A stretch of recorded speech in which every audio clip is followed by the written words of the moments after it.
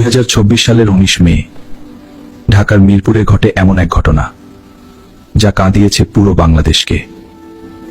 তাড়াতাড়ি কর মা, স্কুলে দেরি হয়ে যাবে। আম্মু, আজ আমি ক্লাসে প্রথম হব। পাশের ফ্ল্যাটের ভাড়াটিয়া সোহেল রানা বাইরে স্বাভাবিক হলো মানুষ মনে হলেও, রামেসা এদিকে আসো, তোমার জন্য চকলেট রেখেছি। সত্যি আঙ্কেল? সরল বিশ্বাসে ছোট্ট রামিসা সেই ফ্ল্যাটের ভিতরে ঢুকে পড়ে। রামিসা এদিকে আসো, তোমার জন্য চকলেট রেখেছি।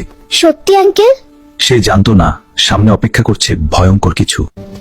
রামিসা, মা কোথায় গেলি? এতক্ষণ তো হওয়ার কথা না। দরজার সামনে মেয়ের জুতা দেখে মায়ের বুক হঠাৎ কেঁপে উঠে, তার মনে ভয় ঢুকে যায়। দরজা খুলেন, আমার মেয়েটা ভিতরে আছে। দরজা খুলেন, আমার মেয়েটা ভিতরে আছে। দয়া করে দরজা খুলেন। বাইরে মায়ের চিৎকার শুনে আতঙ্কে কাঁপতে থাকে ঘাতক। তারপর সে নেয় আরো ভয়ঙ্কর সিদ্ধান্ত। দরজা ভাঙেন, নিশ্চয়ই ভিতরে কিছু হয়েছে। এতক্ষণ দরজা খুলছে না কেন? কিছু একটা হয়েছে ভিতরে, এখনই ভাঙো।